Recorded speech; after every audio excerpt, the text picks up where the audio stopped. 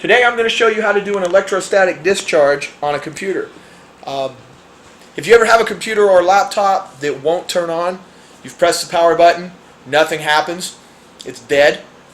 Before you set it up for service, try this. Now, I take calls from people all day, every day, who think they know how to do this, and they have no clue. First thing you want to do is disconnect the power source from the wall. Second thing you want to do is take the battery out of the unit.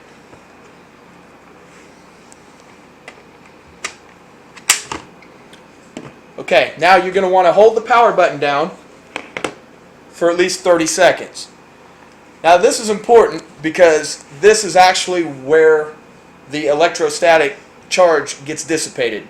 Believe it or not, by holding the power button down, you basically drain whatever charge is left in the unit. Now we're not going to do this for 30 seconds, but if you really have this problem, go ahead and hold it for 30. Hell, hold it for a minute. It ain't going to hurt nothing. Now, here's the second most important thing people get wrong.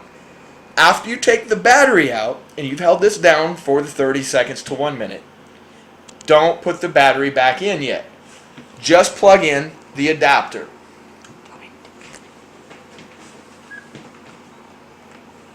Now, go ahead and press the power button, just normally, and see what happens.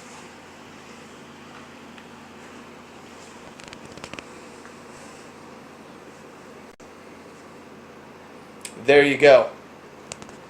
And before you send in the 500 comments on compact sucking, yes, I know. But it wasn't like I was going to let a small child handle a decent laptop. Hope this helped, and hope you people will now quit calling me with, I can't get my laptop to start. If I've helped 50 people, maybe 20 of those people won't call me now. Have a great day.